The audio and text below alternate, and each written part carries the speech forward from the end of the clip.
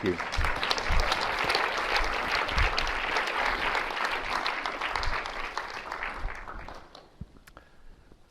Well, thank you for that very warm welcome. Can you hear? Can everyone hear okay? Yeah, fine, good. I'm very happy to be with you this morning, and I'm delighted about this happening in the diocese.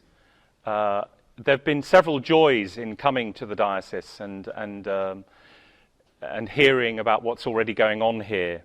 And I'm really grateful to David Wells and to all those who work with him. Is your mic on, Bishop? Well, let's just check. How's that? Ah, that's better. You know the story, don't you, of the bishop who went to a parish, and there was a problem with the microphone system. This was in the old mass, and so he kept tapping it, and he said, "There seems to be something wrong with this microphone," and the response came back, "And also with you."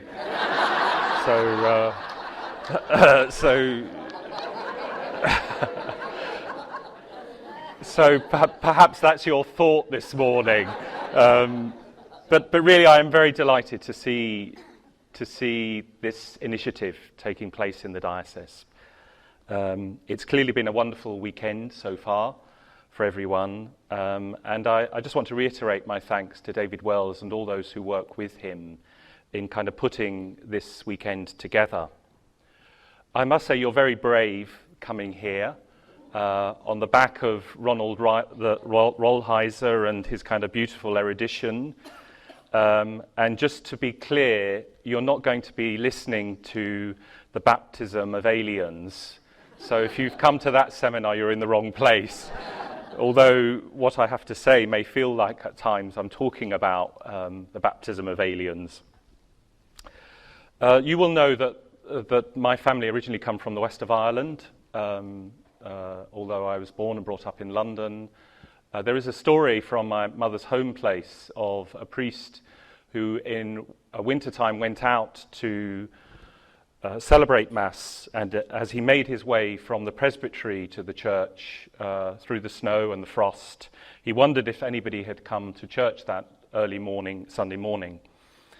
And so he got the things ready for Mass, and he went out to celebrate, kissed the altar, and looked down the body of the church, and there was one man sitting in the church, and in good Catholic tradition, he was on the back row. So he began to celebrate Mass, and he got to that point after the Gospel and shouted down to the man, "Sir, do you want a sermon this morning?" And this voice came back, "Father, I'm a very simple man, and I live at the back of the mountain, and each morning I go out and I will feed the flock of hens that I've got. And if there's only one there, then I will still feed it." And so the priest thought, well, point taken. So he began to preach, and he must have got a bit carried away with himself now. And so the 5 minutes that he'd intended to preach for turned to 10, and the 10 turned to 15. Now, I'm sure you've never sat through sermons like that in church when you wonder whether the priest is ever going to finish. But at this particular point, after 20 minutes, he stopped and he shouted down the church, "Well, sir, was that okay? Was that all right?" And the voice came back, "Father, I'm a very simple man, and I live at the back of the mountain, and each morning I go out and I feed my flock of hens with a bucket of meal. And if there's only one there, then I will feed it, but I won't give it the whole bucketful." But there is a sense in which I think the whole bucketful is something about the generosity of God. And I think it's been lovely, just even in the little time I've been here this morning, experiencing something of that generosity that you've experienced through this experience of this weekend, about, if you like, receiving the bucketful in our lives and in our faith. I also like that story because I think it's something that Pope Francis would like very much.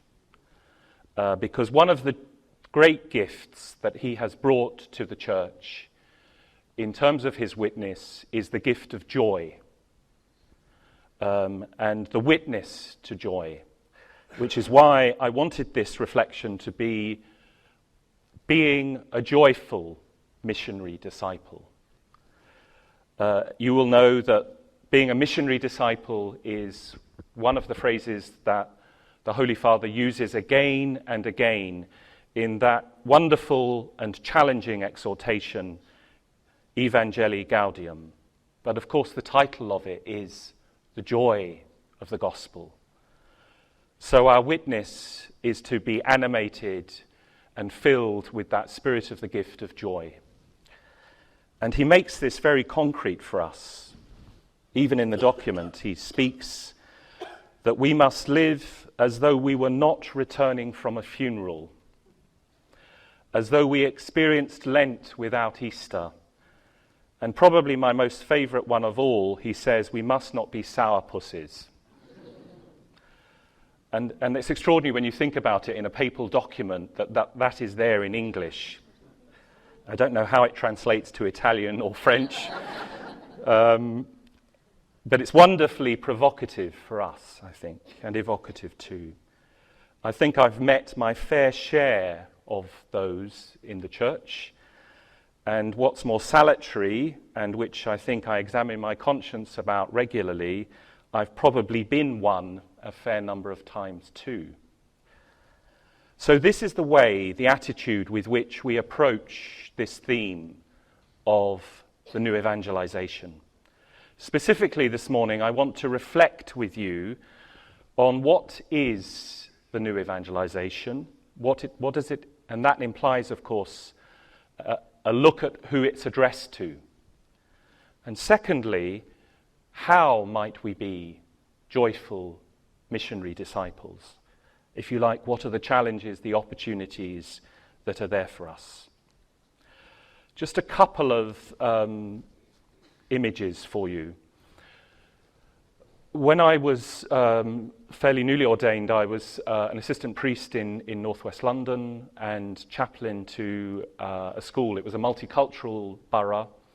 And one of the things we did with the sixth form was to visit the various religious places that were in the borough, in the grounds of the borough. So one week we took the sixth form to a synagogue, and another week we took them to a mosque.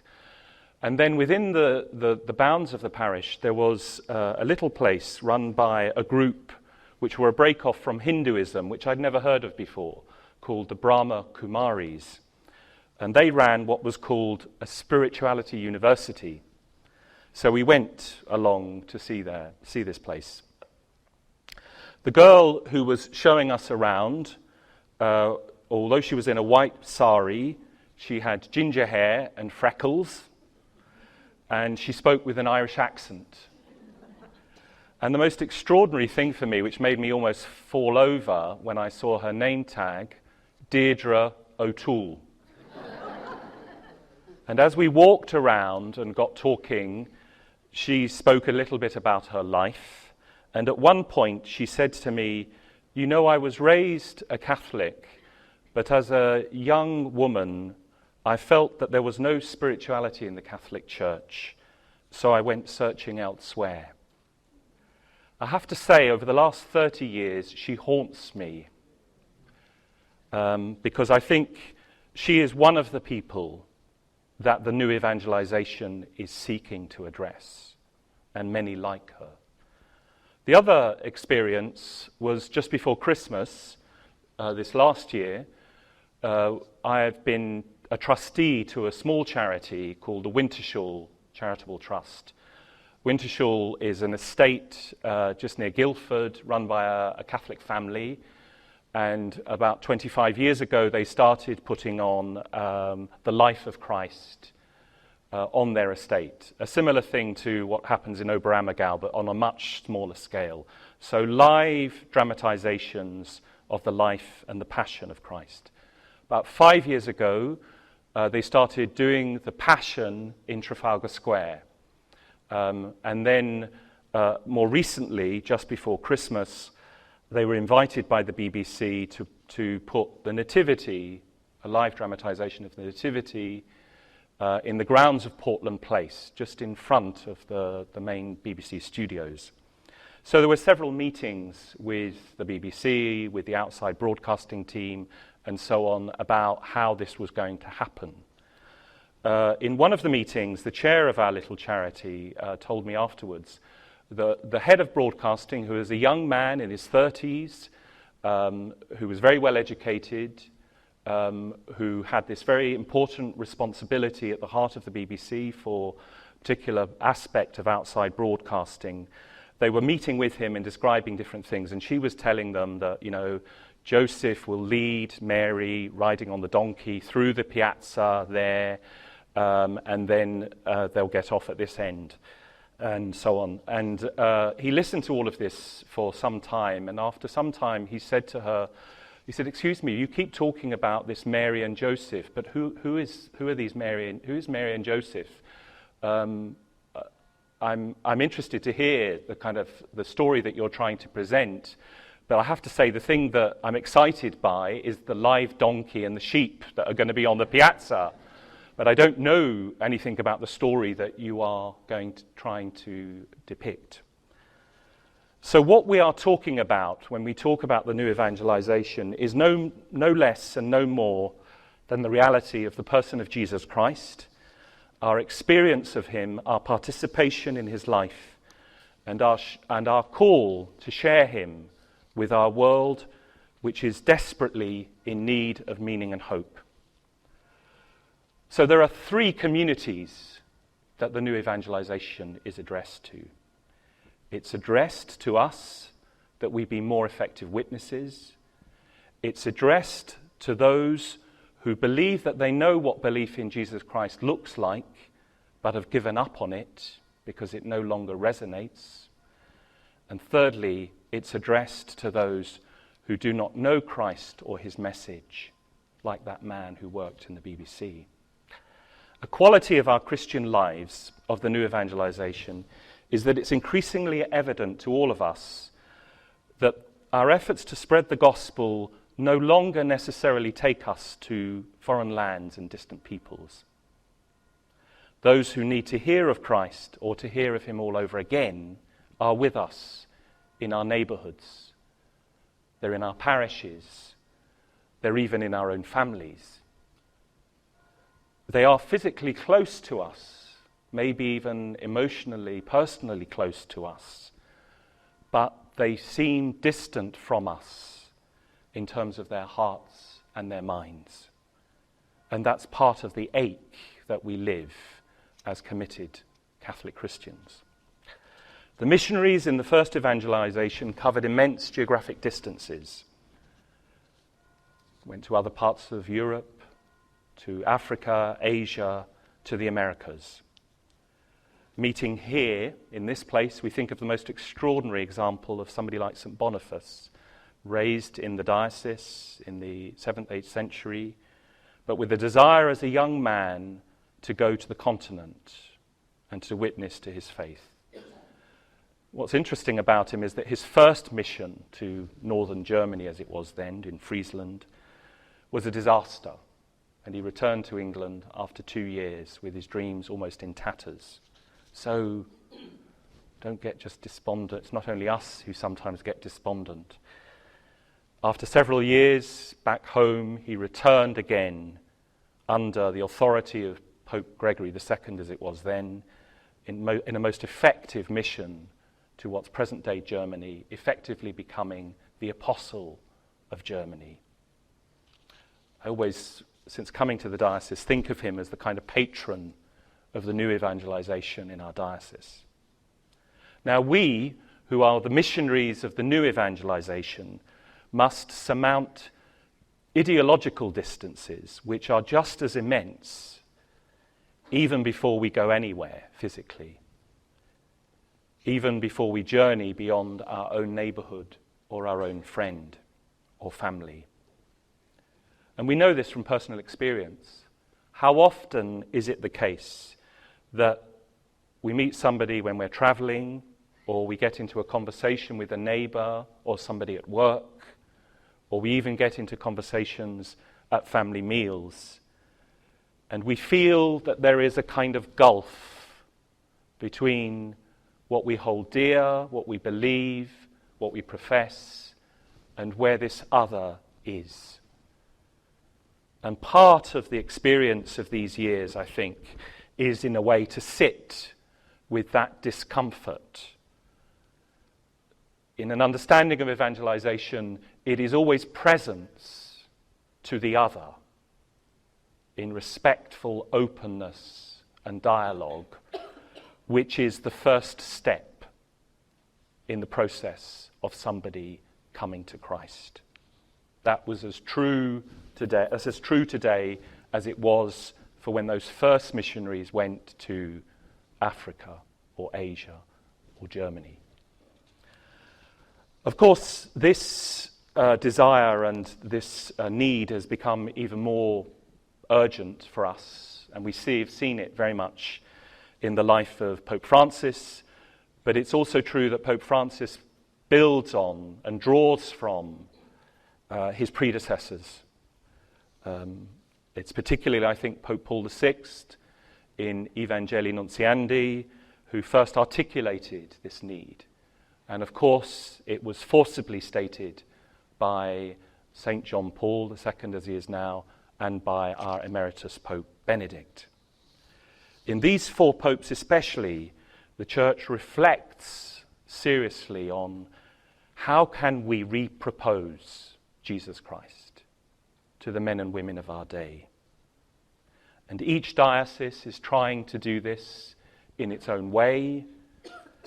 It was great to see in this diocese, for example, it's been great to see that symposium that took place in November and which has produced Go and Announce the Gospel of the Lord, which I think is a lovely presentation of some of the very, very difficult challenges and the fears, the obstacles that are there for us as we go about this task.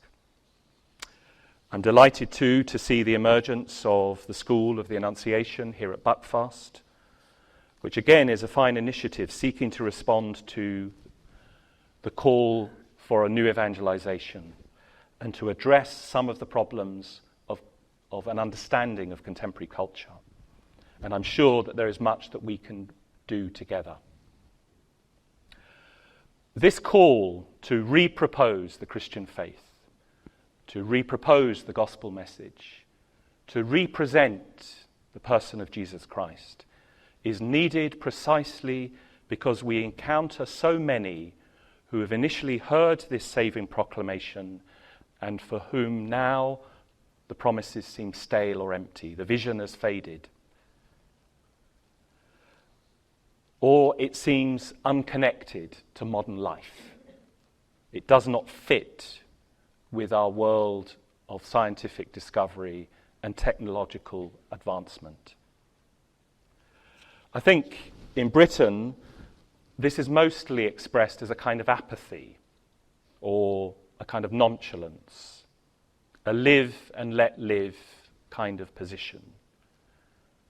Catherine Tate summed it up beautifully, I think, in that character in her series. Whatever, am I bothered? You believe what you believe, I believe what I believe. Alongside that, I think there are elements of a more aggressive stance in contemporary Britain.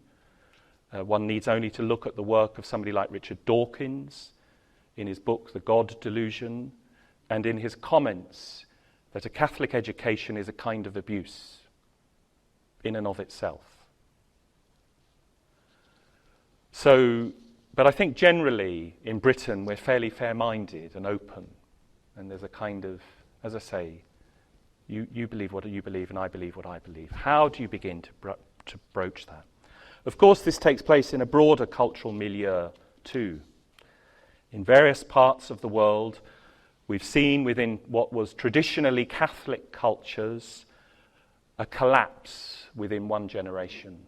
If you look at Holland, for example, the extraordinary way in which it sent missionaries throughout the world. And yet I was chatting to the vocations director of the Dominicans last year, and he was telling me that the Dominicans in Holland will now no longer receive candidates for the order because they're not in a position to be able to form them. So they've asked the British province to assist in that formation. You see the same in the process in terms of Belgium, French Canada, and possibly in the changes pleasantly taking place in Ireland. So in places where the Catholic Church was the dominant social and cultural force, it seems to crumble within 20 years. In Eastern Europe, they may have resisted communism with great pain and heroism, but it remains to be seen whether they'll be able to negotiate a developed capitalism, which itself is in crisis, with the same degree of integrity. Interestingly enough, a recent study suggests that perhaps Spain is bucking this trend with a rise in, for example, mass attendance of about 5 to 10% over the last 10 years. Now, we still have a memory of when we shared the grand narrative of our Christian faith. But we are clear now that we are no longer masters of the culture, nor are we looked to be the primary interpreters. I'm not too sure who are looked to be the interpreters, but it's probably celebrities, the media, sport. You need only look at what most people do on a Sunday morning, which is probably not to go to church, but to the local shopping centre or some form of recreation. This is part of the eclipse of the sense of the person of Christ from our contemporary culture, and is part of our impoverished landscape that we inhabit. Now, that's quite a bleak picture I've painted, but I think there are elements in the culture which are not so bleak. There are many situations where people express a desire for something more, even if they express that in hidden, almost unarticulated ways. And I think it's also present even within the way the culture presents things to us. This was brought home to me several years ago when a particular counter in Boots was pointed out to me. I don't normally notice sort of perfume counters too much. I kind of walk in and buy a bottle of Head and Shoulders or a tube of toothpaste. But somebody pointed out a display in Boots called Philosophy.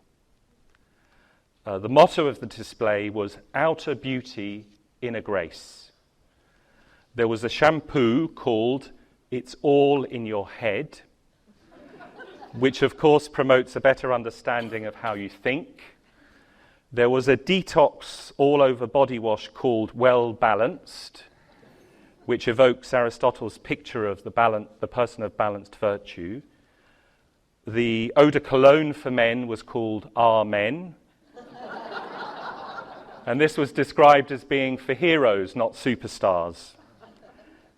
You could buy a therapeutic moisturizer called Hope in a Jar. And women could buy for their cheeks the supernatural cheek tint gel, or for their eyes the supernatural lash darkener.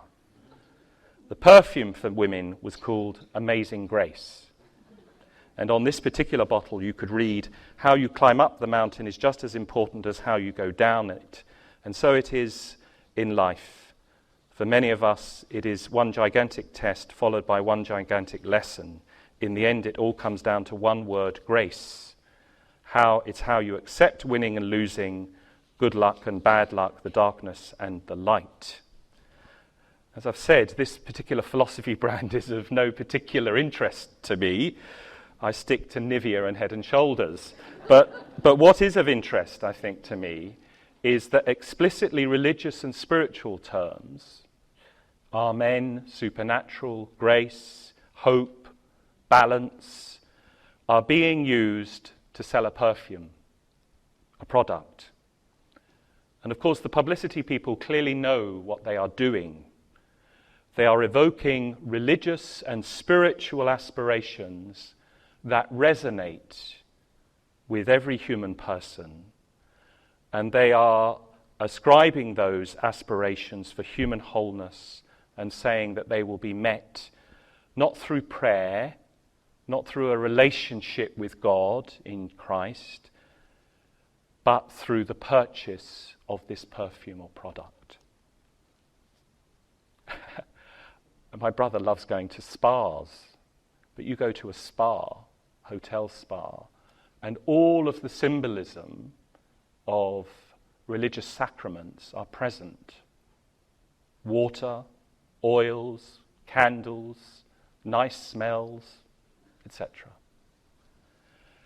The question for us is, how do you create the space in the culture in which the question of God, in which the person of Jesus Christ can become central to the construction of human meaning?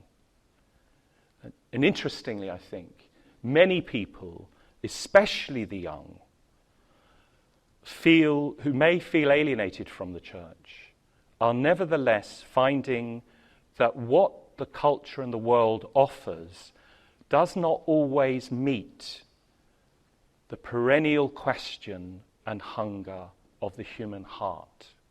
And of course, it can't. We believe in a God who has created every human person in his image and likeness. And that means that in every human heart there is a God-shaped gap which only God can fill. That's not just a nice thought. It says something about the truth of every human person. Why is it that there is a greater fascination nowadays with UFOs, with spiritualism, with near-death experiences?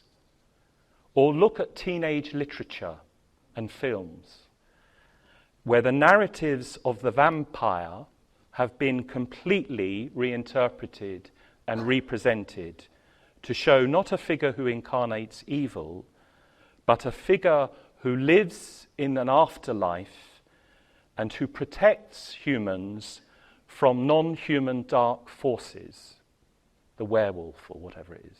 So a kind of Messiah figure. My brother lives in northeast London, Islington.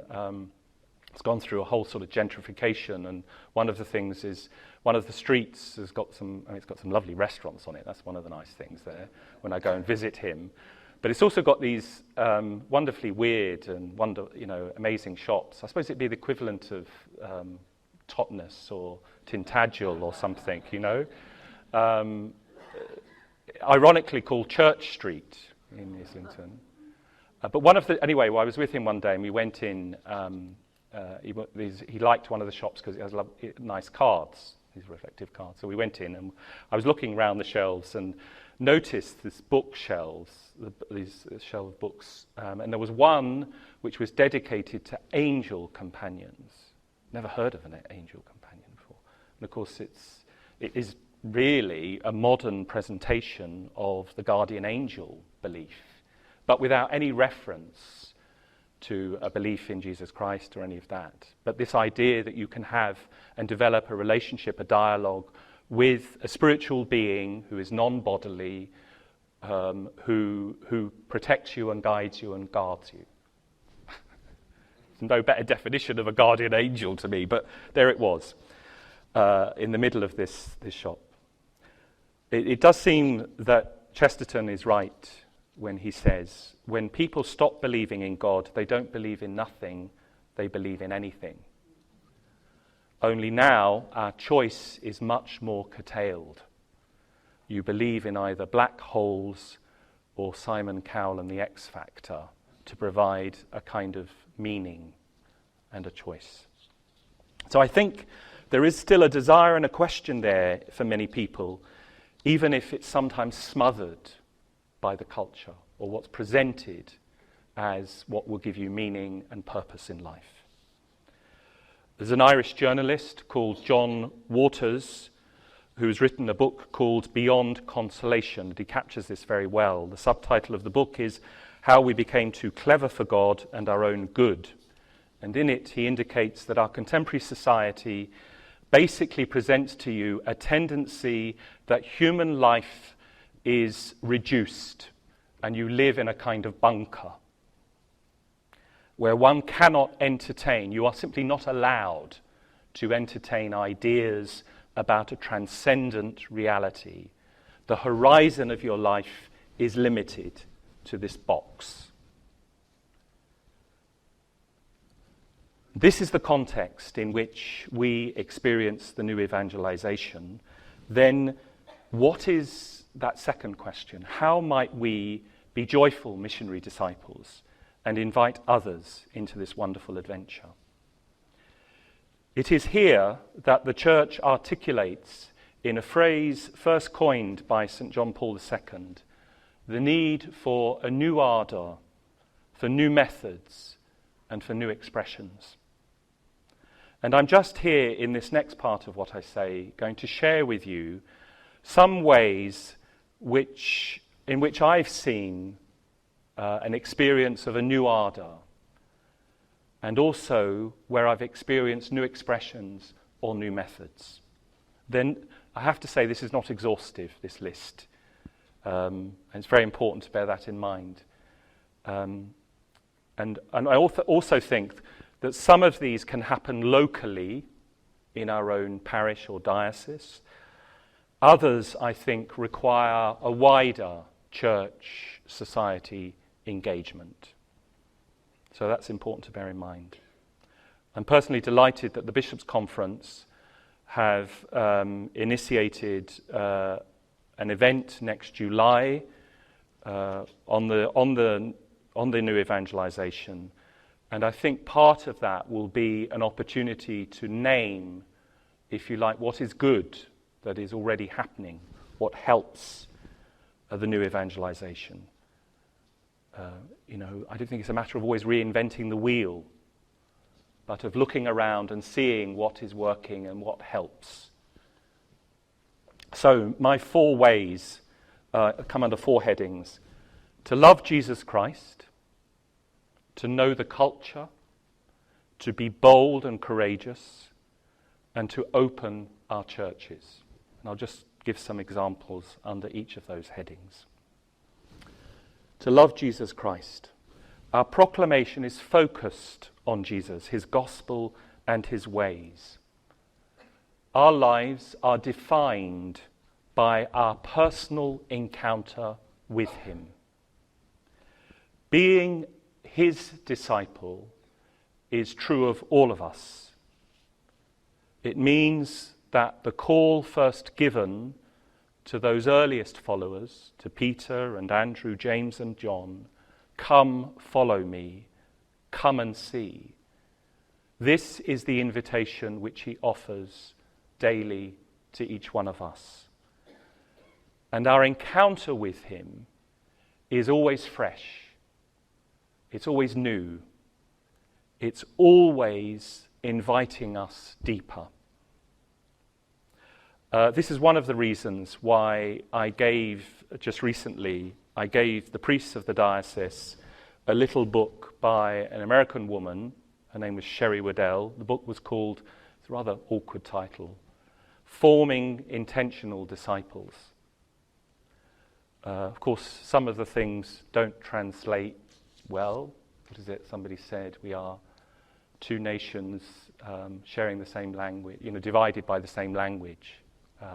So some of the things don't translate so well.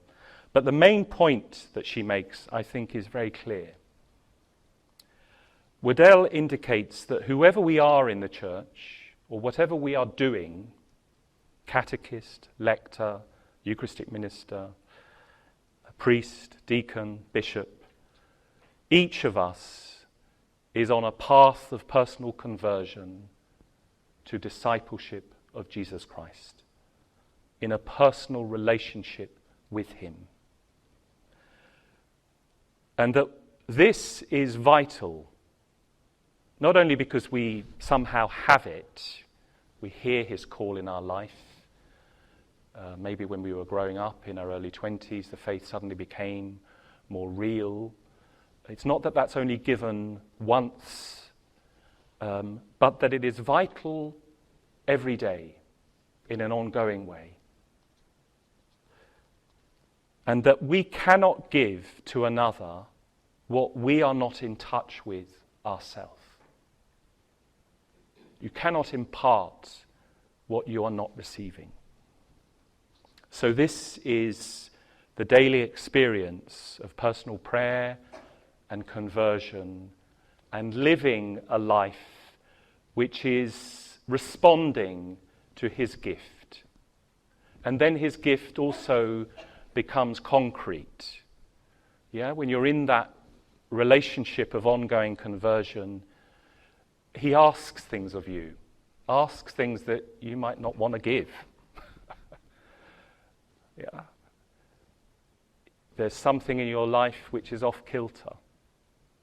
So you relook at the teaching of the church in the light of the love that you experience from him, and you see that you want to respond to that teaching in a more generous way. Or he invites you into doing something for him in a particular way. And I think this is how we experience a new ardor. Again, interestingly enough, one of the stories of the gospel which Pope Francis quotes again and again is this idea of walking on the road to Emmaus, where the Lord is present to us, and where we tell the narrative of our life, and where he reveals himself to us in the mystery of the church and the gift of the Eucharist. And that asks of us something fresh and good, which is given in joy, as it was with those disciples on the road to Emmaus. I have to say, we've all got things to learn here, and I include myself in this. Recently, I was reminded by somebody actually in the parish where I used to work, there's a parish in North London where I was an assistant priest. We would periodically have periods of Eucharistic adoration for the day, so after the morning Mass, and they'd go on to sort of 6 in the evening. There was one particular woman, the parish priest and I nicknamed her Anna, because she was like that figure in the New Testament, you know, always in the temple. Anna was always in the church. In fact, her name wasn't Anna, her name was Mary. So she was there when you opened the church in the morning, and she'd very often be there when you closed it at night. And on these days when we had Eucharistic adoration, Mary would be there for the whole day. So from after morning Mass, she would stay the whole day. And one of these times when we'd finished, we'd put the Blessed Sacrament away, and I was locking up the church, and she was walking to the door of the church with me. I said to her, you know, Mary, you don't have to stay here the whole day. You know, the Lord would understand. You know, he's generous, and he would understand. And she looked at me out of the kind of corner of her eye with a certain degree of sympathy, I have to say, rather quizzically. And she said, but I like to be here all day. I've been a very busy, she said, now at this stage of my life, I've retired from teaching. There were a lot of times when I was a teacher I couldn't get to church. But now I've got the time, and I like to be in the church, particularly when the Blessed Sacrament is proposed, when the Lord is here in this way. And I remember all of my family, my children, particularly pray for my grandchildren. You know, they don't always practice, and I just present them to the Lord. And then she tapped me on the arm and she said, Father Mark, isn't it your duty to help me be a better Catholic? You know, I pray for you too. So I think we've all got things to learn here about being on this journey of being the Lord's disciple and allowing him to touch our hearts, particularly through the gifts of the sacraments of the church, such that, if you like, we fall in love with him more, and then out of that we will know how to respond to what he's asking. The second thing, to know the culture. I've already mentioned the great figure of St. Boniface, but I think he deserves our attention for a particular intuition. St. Boniface encouraged the encounter between Christian culture and the local cultures in which he lived. even if they seemed at first to be far from the gospel. He knew that humanizing and evangelizing culture was an integral part of his mission, and he took practical steps to make it real. For example, he composed a treatise on the Ars Grammatica. I'm sure you've all come across this. The Ars Grammatica is a book of declensions, verbs, and syntax of the Latin language. Please don't fall asleep. But this was for him not a heady exercise, but a means of reaching people with the message of Jesus, of providing them with an education which would bring them in to the Christian tradition of a greater, more flourishing human life, so that they would be able to encounter a deeply Christian spirit and sensibility which helped them to live in a more human way. So in passing on the ancient tradition of Christian values, he grafted onto the Germanic populations a new, more human life. So in this sense, he's a true son of St. Benedict, able to combine prayer and work, the pen and the plough. And that's one of the great challenges of today. We must ask ourselves, what would be the Ars Grammatica of our present day? I do not have any easy answers to that, but surely part of it, when you think about the idea that the Ars Grammatica is the tool through which you are able to make contact, part of this must be our engagement with the world of modern technology, and most particularly the internet highway. For all of its problems, for all of its challenges, we must use it as a vehicle to continue to engage with the culture, especially of our young people. They need to be helped to develop fully in their own humanity and in their appreciation and love of Christ and his church. And we must use the tools and the methods which they inhabit in order to reach out to them. Now, what are some of examples of this? If you want some concrete, practical examples, you may well have your own, which is fine. But for example, the Jesuits, who have that website, Prayer on the Go, which gives the possibility of downloading each day a pod which helps people to reflect. And they can do this even when they're traveling to work and so on. Similarly, the Dominicans, through their website, which is called God's Dogs, because you know the dog is the symbol of the Dominican order. The vocations director of the Dominicans was telling me that they no longer produce any paper material for vocations. All of it is done through the web. And then if you look, I'm sure many of you will have heard and come across and seen the work of somebody like Father Robert Barron, and that wonderful website he has called Word on Fire, which again is taking the social media, the means of that as a way of connecting, particularly with our young people.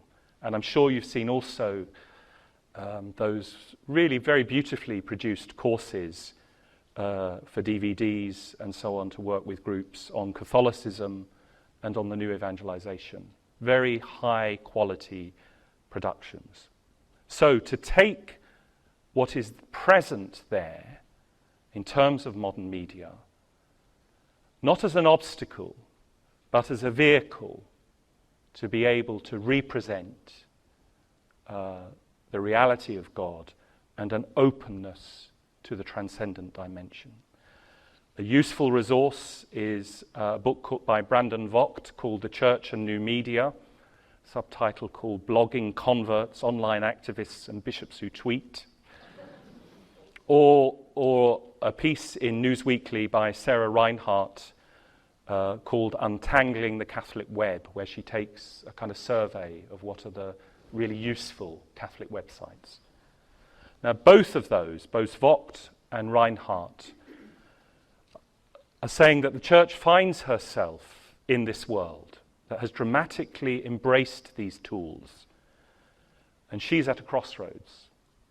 And if her missions of evangelization, of Catholic Christian education, of community building, of social justice are to continue in the future, one of the things she must do is harness these tools and utilize them now. Alongside this, in terms of the culture, I would say is the whole world of the arts and using new methods there. A renewed culture, and this is true of Christian history over the generations, a renewed culture always brings with it a new aesthetics. We need committed creative artists, theologians, poets, to point out the deeply religious truths that are present in our art and in our literature. In the Dark Ages of the church, it was the monastic schools in particular which held on to these great insights and riches. In the church today, at the moment, from what I've seen, and it may be my only limited view, it seems to me that it's particularly the ecclesial movements and communities which are doing this most especially in the church. Focolare, the Neo-Catechumenal Way, Communion and Liberation, each have a number of significant individuals who are engaging with the freshness and vitality of the Christian message through a renewed presentation of paintings, theatre, visual productions. So these are some of the ways that we need to look at in terms of new methods, and to look around and find out what's good and reproduce it. I've already mentioned things like Wintershall and its production of the narratives of the Christian story.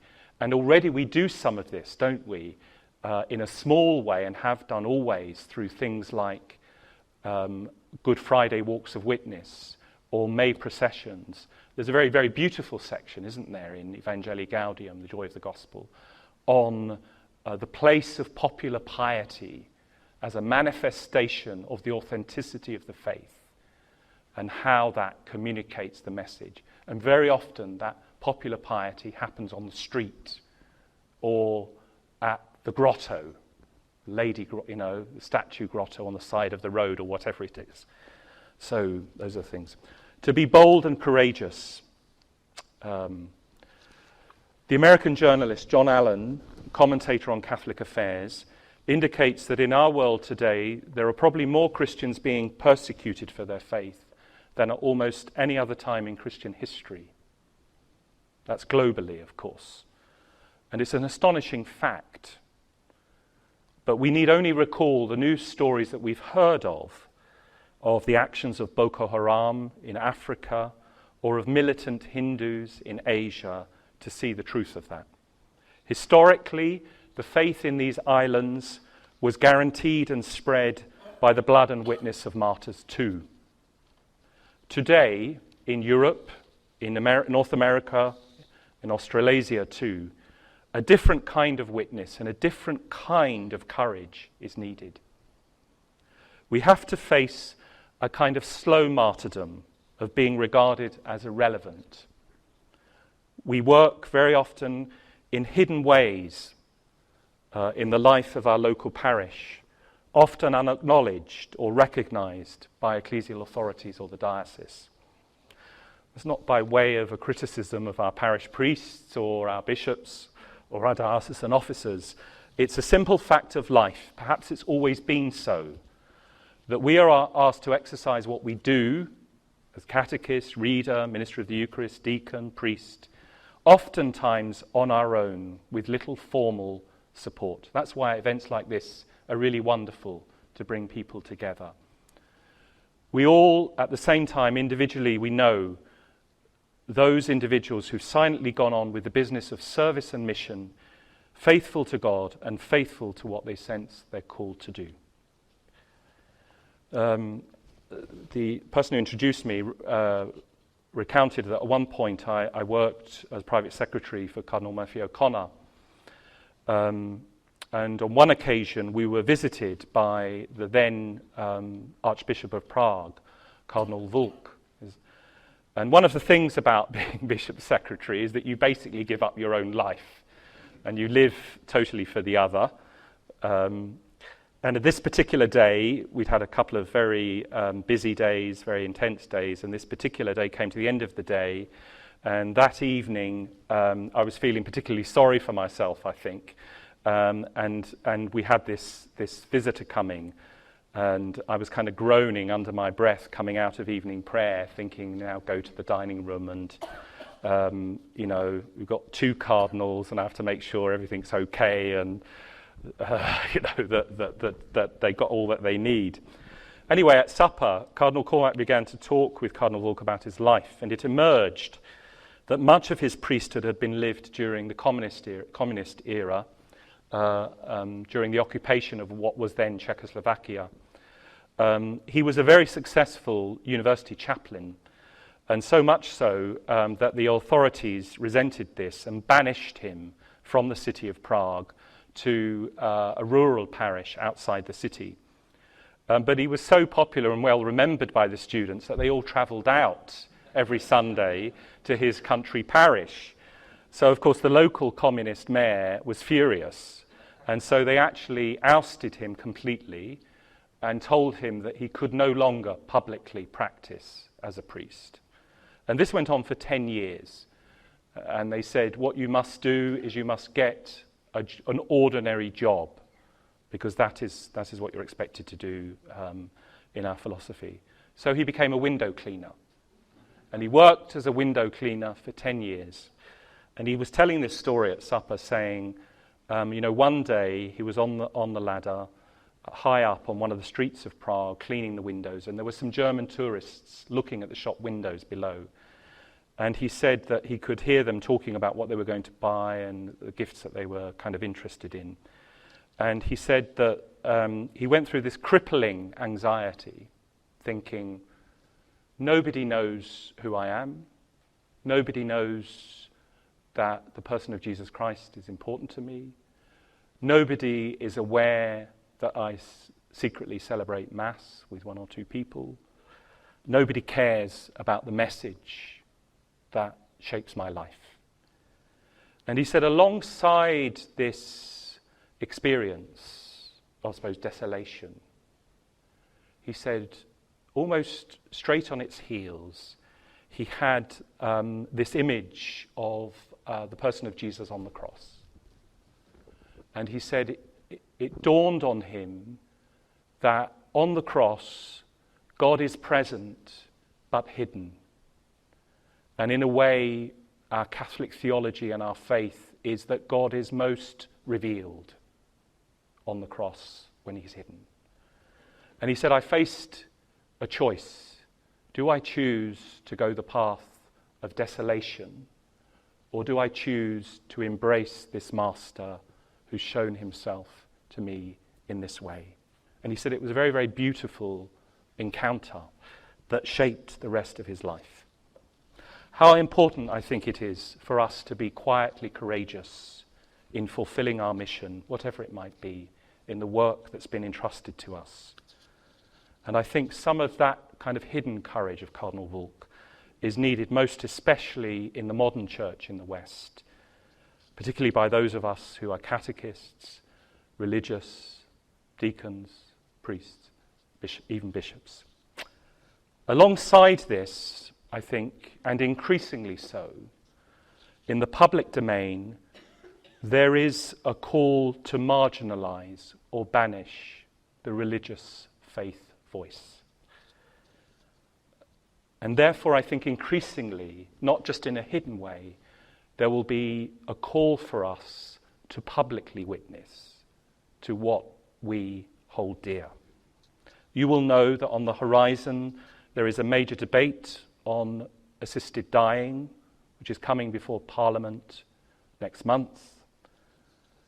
I think the thing we must resist is that the supporters of that bill will want to put us in a corner, marginalise our view, to say that ours is only a religious objection, whereas actually our objection is based on what human beings are, who human beings are, that every person is made, as I said earlier, in the image and likeness of God, and therefore has an innate dignity at every stage of their life.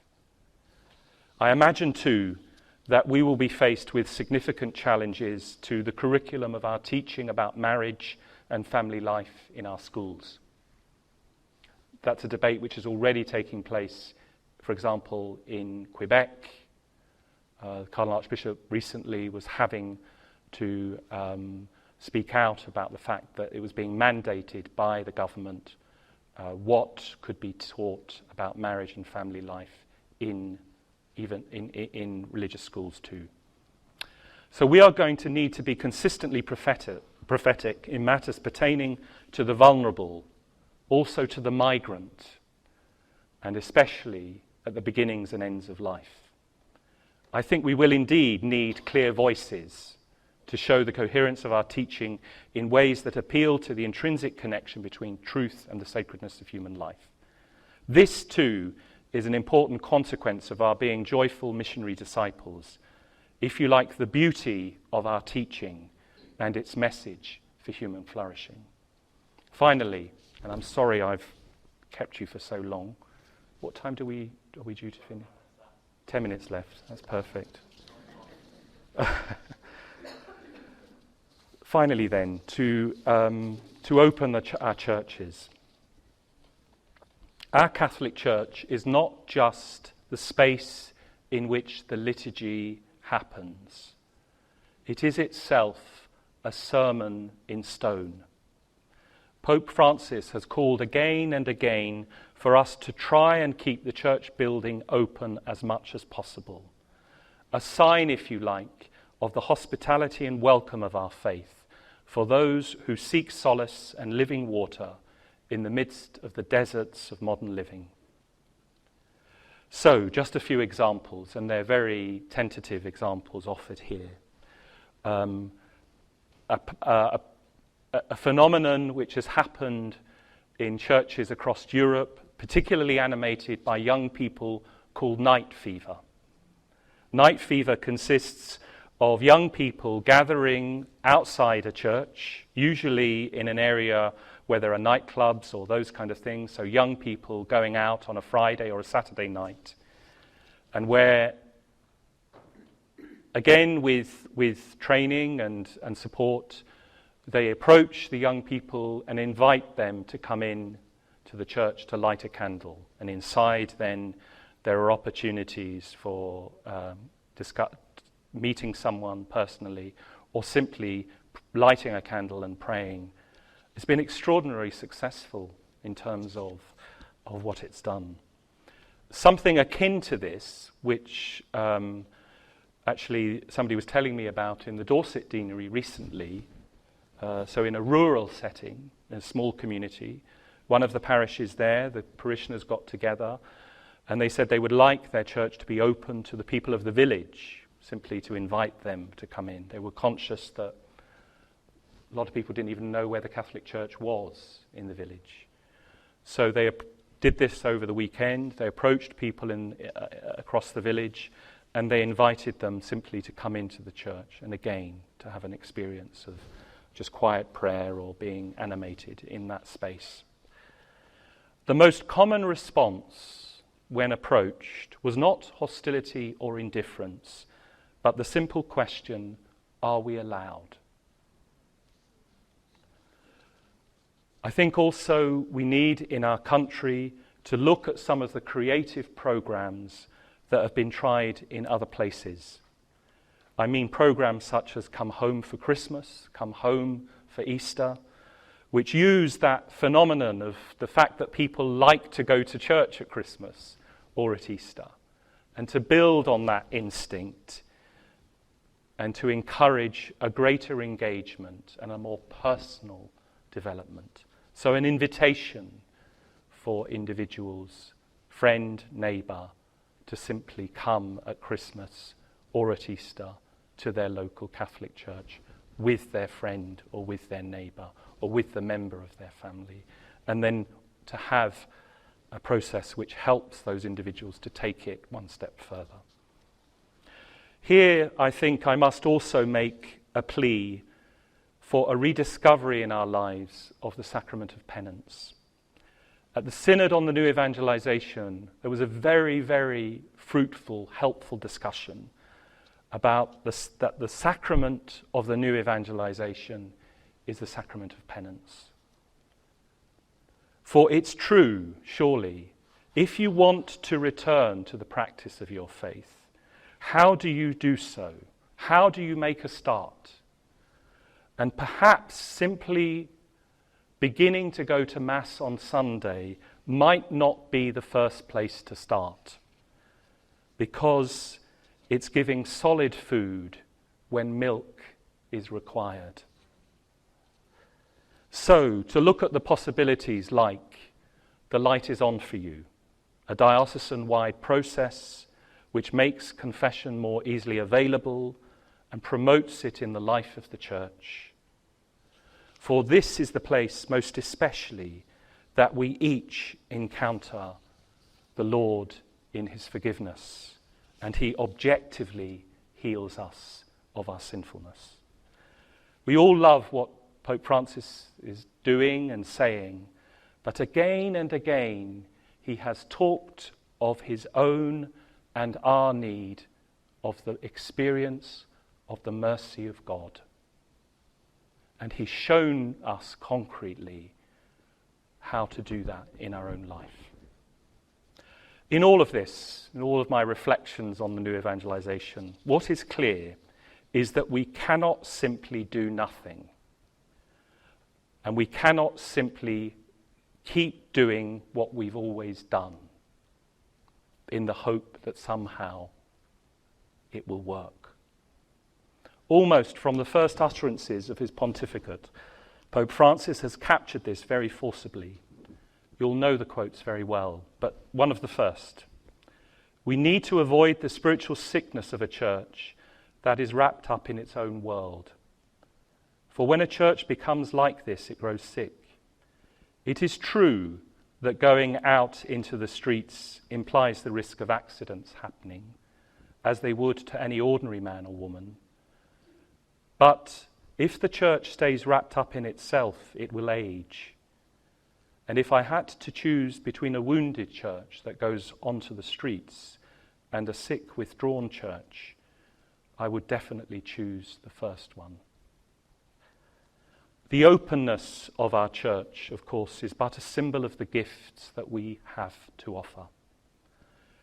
We have so much to offer and so much that our world needs.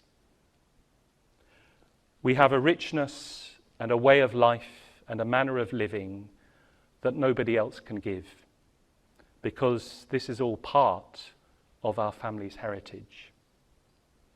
And just one final image, which I leave with you, and which Pope Francis has used again and again these last few months. In reflecting on the parable of the Good Shepherd and the lost sheep, he turns it on his head. And he says that we are left not with the one to look, not with the 99 to look after, but with the one, and the 99 have gone wandering off. We must allow our projects and our plans, our organizations, our structures to become increasingly focused and animated by practical steps to reach out to the 99 and to help them find their way home. So really, I needn't have talked to you for an hour. I could have summed it up in just one phrase. Go look for the 99 and help them find their way. Thank you for listening. God bless you all.